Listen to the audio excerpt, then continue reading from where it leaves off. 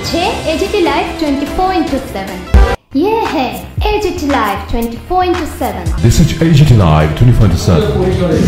প্রধানমন্ত্রীর উপস্থিতিতে পালন করেছেন, সারা ভারতবর্ষে তারা করছেন, আমরাও করছি।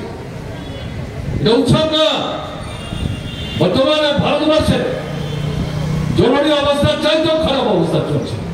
বিজেপি দুঃশাসনে কাজে জরুরি অবস্থার ঘটনা উল্লেখ করে বর্তমান সময়ের সাথে তার তুল্যমূল্য বিশ্লেষণ করে জরুরি অবস্থার চাইতেও যে খারাপ অবস্থা চলছে তার থেকে বেরিয়ে আসবার জন্য সেদিনের আন্দোলন সংগ্রামের যে অভিজ্ঞতা তাকে পাথে করে আমাদের কিন্তু অগ্রসর হতে হবে।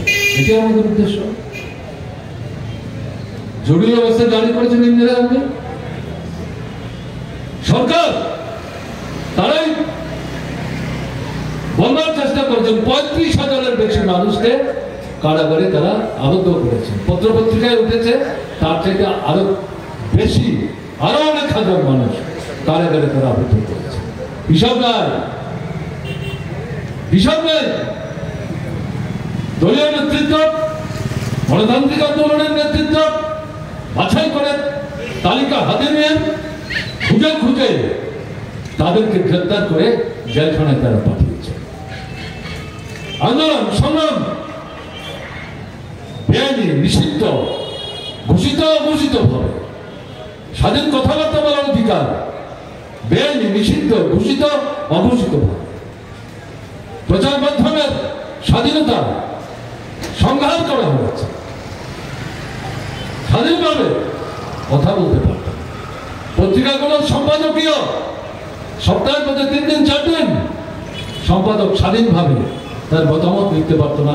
কালো সেই সম্পাদকীয় যে কলাম এটা নিয়ে পত্রিকা বেরিয়ে আমাদের রাজ্যে জরুরি অবস্থা জারি হয়েছে 75-এর 25 জন মধ্যরাত্রিতে 72 সালের ভোটের পর 60 সদস্য বিধানসভা, কংগ্রেস 43 আসন, সিপিআই 1 আসন, মোট 44 আসন। বাকি যে আসন মার্ক্সবাদী কমিউনিস্ট পার্টির নেতৃত্বে বামফ্রন্ট, এবং তার মধ্যে 2টো নির্দল প্রার্থী ছিল, অজয় বিশ্বাস, অমরেন্দ্র শর্মা। অজয় বিশ্বাস আগরতলা, অমরেন্দ্র শর্মা ধর্মনগর। মার্ক্সবাদী কমিউনিস্ট পার্টির সমর্থন ছাড়া নির্দল হলেও তাদের পক্ষে জয় হাসিল করা সম্ভব ছিল না, পরিষ্কার।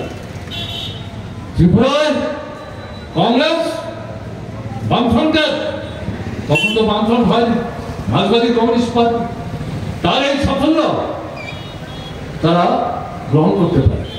কারণ এর আগে 30 সদস্য বিধানসভা, 27টা আসন কংগ্রেসের হাতে, 3-এর মধ্যে 2টো আসন সিপিআইএম এর।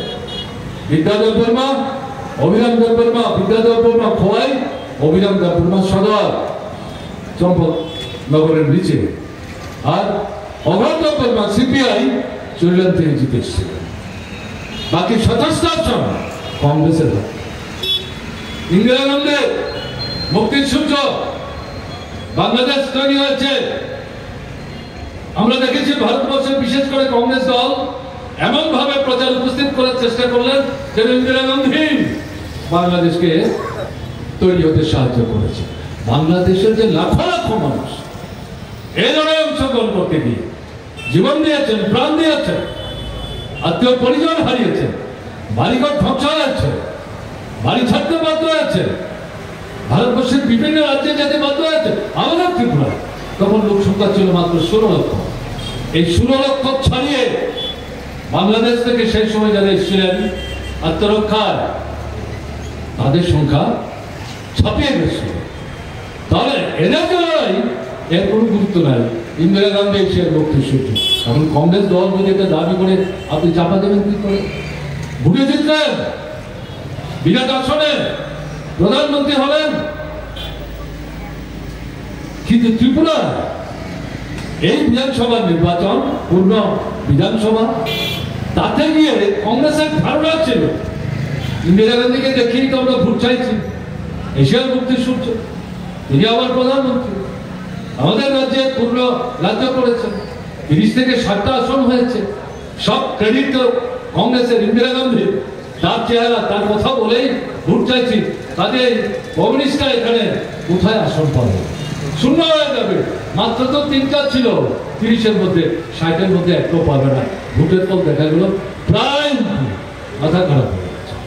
প্রচন্ড আক্রমণ মার্কসবাদী কমিউনিস্ট পার্টির বিরুদ্ধে, গণতান্ত্রিক আন্দোলনের বিরুদ্ধে, কৃষক আন্দোলনের বিরুদ্ধে, উপজাতিদের 4 দফা দাবির আন্দোলনের বিরুদ্ধে, শিক্ষক, কেরানি, কর্মচারী তাদের লাগাতার আন্দোলনের বিরুদ্ধে ছাঁটাই এবং গ্রেপ্তার, জেলে নিক্ষেপ করা।